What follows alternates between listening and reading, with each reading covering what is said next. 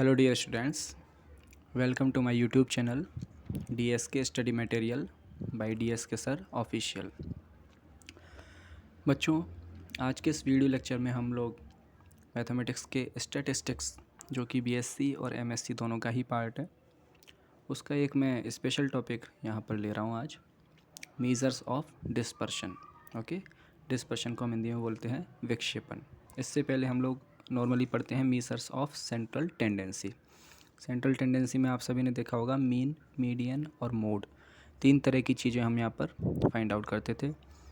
इसी के जैसा है हमारा मेजर्स ऑफ डिस्पर्शन।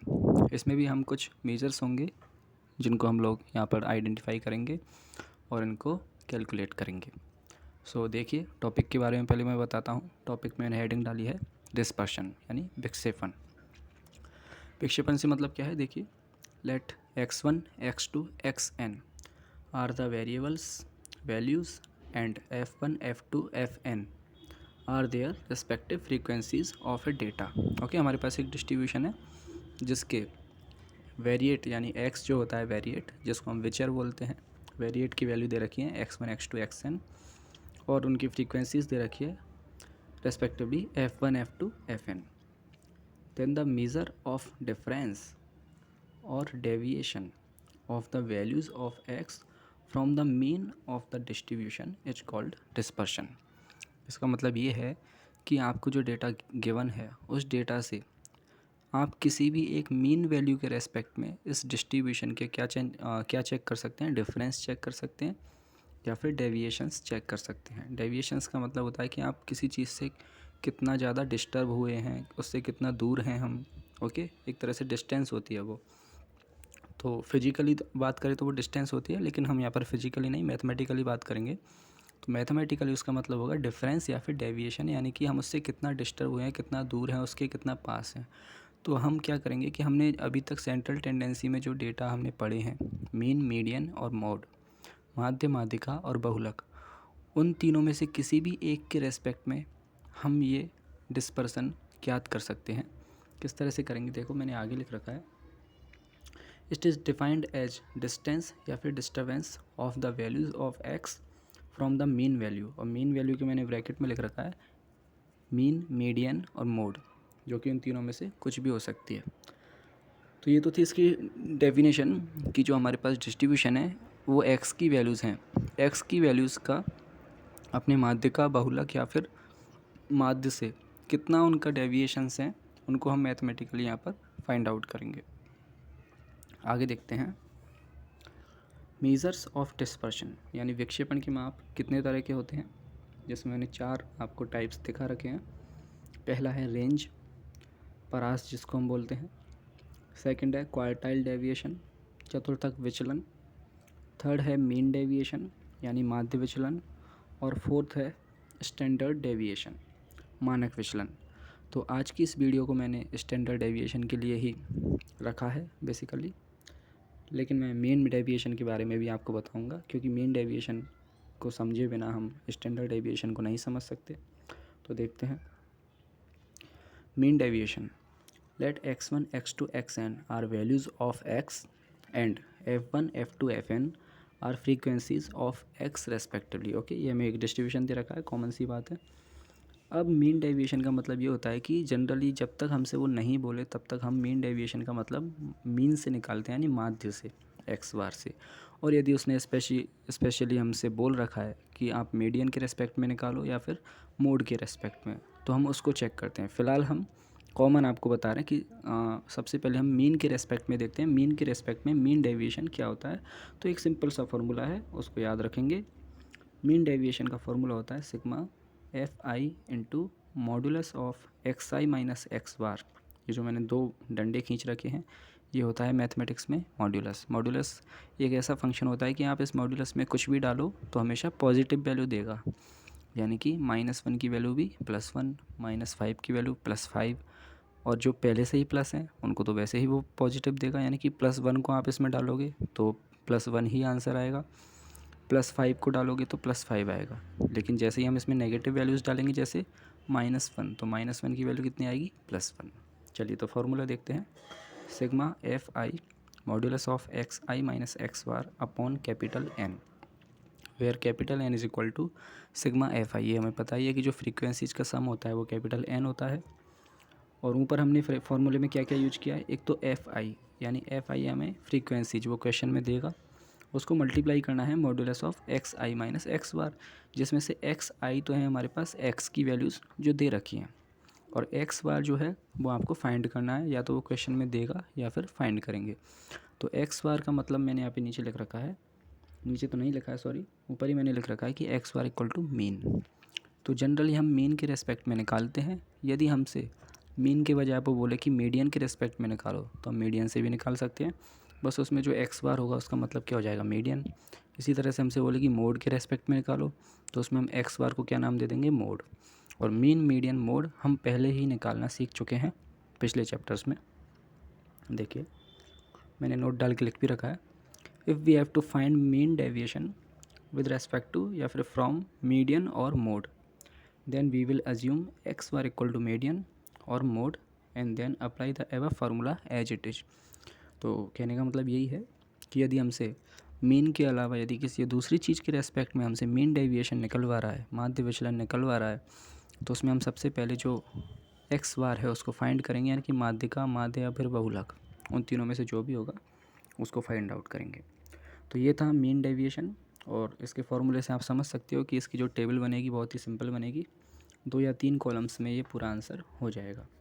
बेसिकली मुझे यहाँ पर समझाना है आपको स्टैंडर्ड डेविएशन, इस पर हम क्वेश्चन भी करेंगे। सो देखिए स्टैंडर्ड डेविएशन जिसको हम सिग्मा से डिनोट करते हैं, एक सिग्मा जो समेशन वाला होता है वो होता है, और एक सिग्मा ये जो होता है मैंने ब्रैकेट में लगा रखा है सिग्मा, ओके। तो इसको भी हम सिग्मा बोलते हैं, मैंने लिख रखा है सिग्मा नोटेशन। स्टैंडर्ड डेविएशन जिसको शॉर्ट में बोलते हैं एस टी, इसका फार्मूला बस हमें याद रखना है, फार्मूले के हिसाब से हम सवाल को कर देंगे। Standard deviation equal to sigma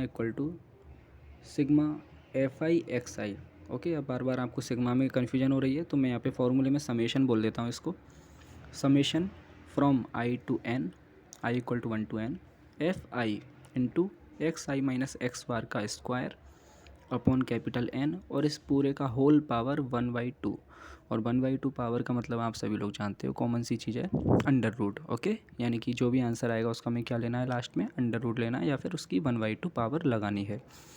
यदि कैलकुलेशन आसान है तो हम अंडर रूट ऐसे ही ले सकते हैं, और यदि कैलकुलेशन टफ है, डिफ़िकल्ट है, तो अंडर रूट हमें कैलकुलेटर से लेना पड़ेगा, ओके। सो ये फार्मूला आपको याद रखना है, sigma F I x I minus x bar का स्क्वायर अपॉन कैपिटल एन। यहाँ पर एफ आई आपको पता ही है सारी फ्रीक्वेंसीज, एक्स आई हमें पता है सारे एक्स की वैल्यूज़, एक्स बार अब मैंने इसमें एक्स बार को नहीं लिखा है कि क्या है, एक्स बार वो होगा जो आपको क्वेश्चन में गिवन होगा, और जब तक क्वेश्चन में गिवन नहीं है कि एक्स बार क्या है, यानी कि किसके रेस्पेक्ट में आपको डेविएशन निकालना है, तब तक हम इसको मीन मान के चलेंगे, यानी माध्य मान के चलेंगे। तो एक्स बार को हम जनरली माध्य मान के चलते हैं जब तक वो नहीं बोले तब तक। बस इस पर हमें क्वेश्चन करना है। देखिए calculate the standard deviation from the following data, या हमें डेटा दे रखा है, एक्स की वैल्यूज़ दे रखी हैं 10, 12, 14, 16, 18, 20, 22, 24, और उनकी रेस्पेक्टेड फ्रिक्वेंसीज दे रखी हैं। चलिए तो इस सवाल को करते हैं। सवाल करने से पहले मैंने इसकी स्टेप्स लिख रखी हैं, स्टेप्स को आप लोग समझिए। First of all we will find the mean x bar, okay. सबसे मेन इसमें इम्पोर्टेंट जो बेस है इसका आधार क्या है, एक्स बार। एक्स बार को ज्ञात किए बिना हम आगे नहीं बढ़ सकते। तो एक्स बार हमें बोला नहीं है, इसलिए हम एक्स बार को क्या मान के चलेंगे, मीन, और मीन का फॉर्मूला आप सबको पता ही है। तो सेकंड स्टेप इसकी यही लिख रखी है मैंने, x bar equal to sigma F I x I upon N, okay. माध्य निकालना हम सभी जानते ही हैं। माध्य निकलने के बाद हम अगला कॉलम किसका बनाएंगे, हमें फॉर्मूले के हिसाब से देखिए किसकी ज़रूरत पड़ रही है, एक्स आई माइनस एक्स बार की। तो देखो then we will make, step number 3 देखिए, then we will make column of x I minus x bar, that is ये जो मैंने लिख रखा है ना आई डॉट ई। आई डॉट ई का मतलब ये एक दूसरी लैंग्वेज का वर्ड है जिसको मैथमेटिक्स में हम यूज़ करते हैं, फॉरेन लैंग्वेज का वर्ड है ये I dot E. I dot E dot, इसको मैथमेटिक्स में हम बोलते हैं that is, okay. That is का मतलब होता है इस प्रकार।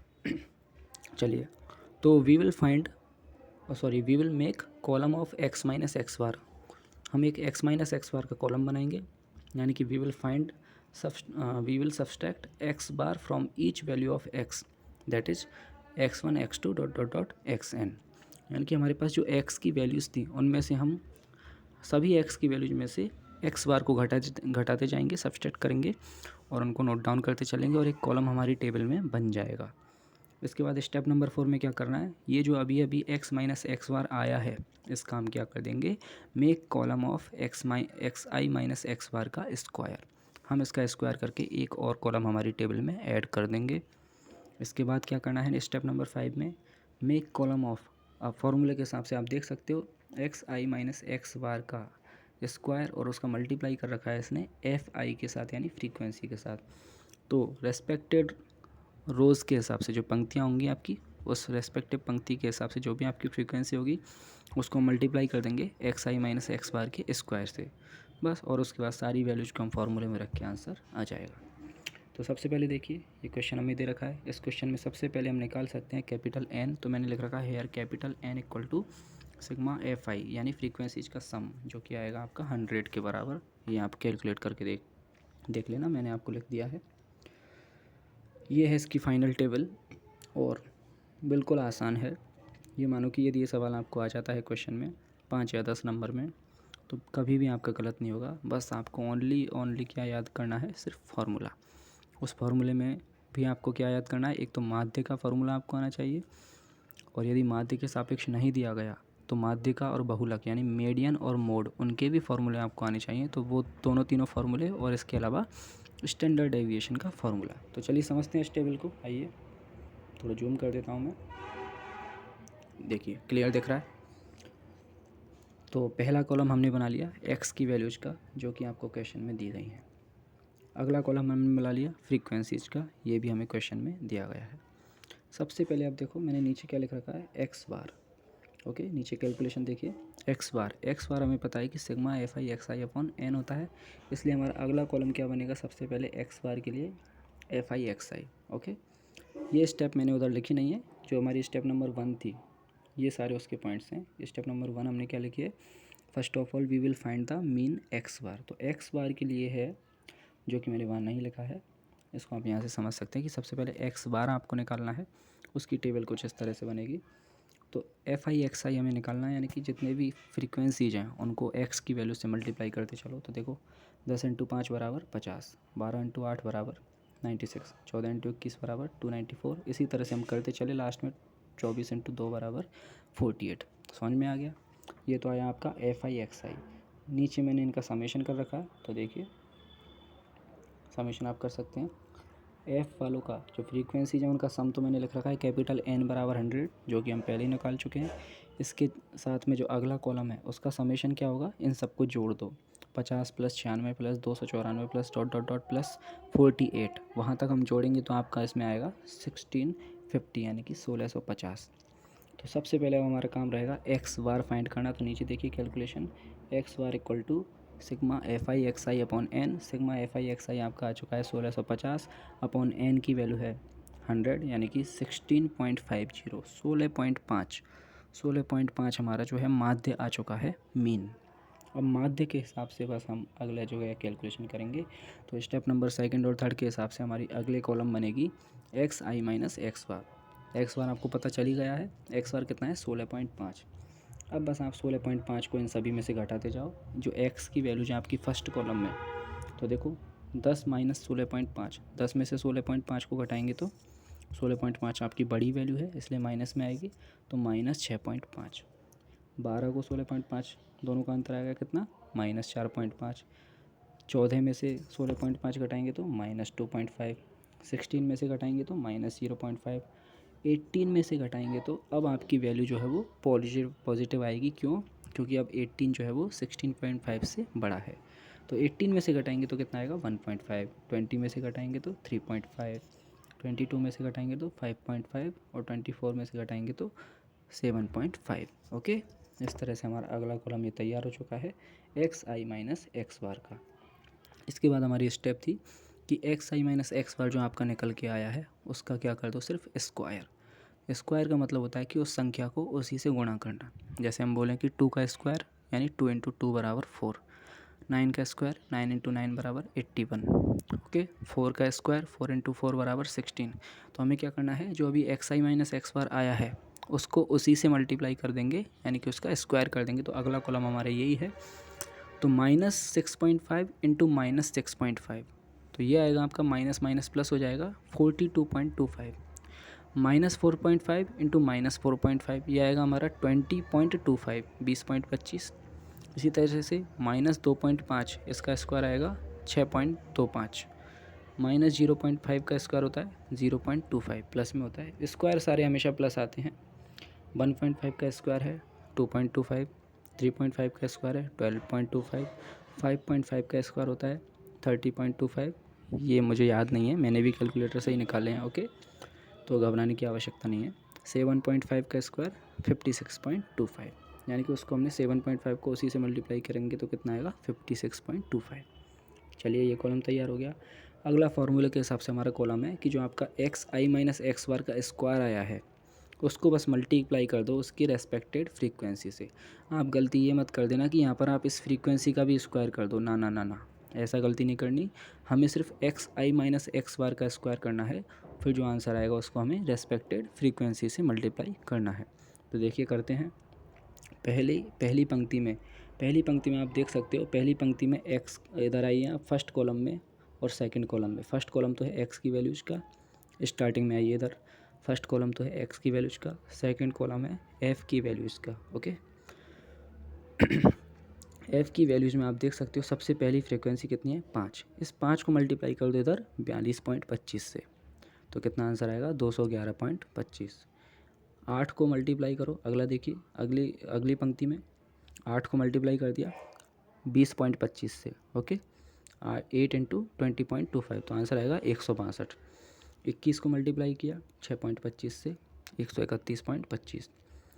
24 को मल्टीप्लाई कर दिया 0.25 से, तो आंसर आ गया 6। 18 को मल्टीप्लाई कर दिया 2.25 से, आंसर आ गया 40.5। 15 को मल्टीप्लाई कर दिया 12.25 से, आंसर आ गया 183.75। 7 को मल्टीप्लाई कर दिया 211.75 से, 7 को मल्टीप्लाई किया है 30.25 से, आंसर आ गया 211.75। 2 को मल्टीप्लाई किया है 56.25 से, आंसर आ गया 112.5। तो आप देख सकते हो फॉर्मूले के हिसाब से आपको जो कॉलम चाहिए था वो हमने पूरे बना लिए हैं, यानी F I into X I minus x bar का होल स्क्वायर ये आपके पास आ चुका है। और इस पूरे कॉलम का, यानी जो लास्ट वाला कॉलम है, इसका यदि मैं सिग्मा करता हूँ, समेशन करता हूँ, तो summation of F I x I minus x bar का स्क्वायर, इन सबको जोड़ने पे आपका आएगा लास्ट वाले कॉलम को 1059। ओके, इस वैल्यू को सभी को फॉर्मूले में रख दो। तो देखिए, देन स्टैंडर्ड डेविएशन जिसको हम सिग्मा बोलते हैं बराबर summation of F I x I minus x bar का स्क्वायर अपॉन एन की power 1/2। Sigma F I x I minus x bar का स्क्वायर आया था आपका 1059 अपॉन एन की वैल्यू थी 100, तो 1059 अपॉन 100 और उसकी पावर 1/2। पावर 1/2 का मतलब होता है अंडर रूट 1059 अपॉन 100। तो सबसे पहले हम 100 का भाग दे देंगे 10.59 का हम कैलकुलेटर से अंडर रूट ले लेंगे, जिसका आंसर आएगा 3.25422। ओके, अप्रॉक्सीमेट आंसर है क्योंकि ये पॉइंट में आगे चलता जाता है, तो आप पॉइंट में कहीं तक भी ले सकते हो। 3.25 ले सकते हो, 3.254 ले सकते हो, 3.2542 ले सकते हो। तो ये है आपका स्टैंडर्ड डेविएशन। बाई चांस आपको इस सवाल में अब देखो, हाँ, सबसे बड़ी चीज़ इसमें क्या थी, हमसे सवाल में बोला नहीं था कि स्टैंडर्ड डेविएशन किसके रेस्पेक्ट में निकालना है। देख लो आप लोग, इसमें क्या लिख रहा है, calculate the standard deviation of the following data, बस इतना हमसे बोला है, यानी ये नहीं कहा उसने कि किसके रेस्पेक्ट में निकालिए। ओके, तो जब तक नहीं बोलेगा तब तक हम मीन के रेस्पेक्ट में ही निकालेंगे। यदि वो कह देता कि calculate the standard deviation of the following data from median, okay, या फिर मोड, तो हमको फिर एक्स बार की जगह यहाँ पर मीडियन या फिर मोड का फॉर्मूला लिखना पड़ता। ओके, तो ये कॉन्सेप्ट है, इसको आप लोग समझिए। Thank you.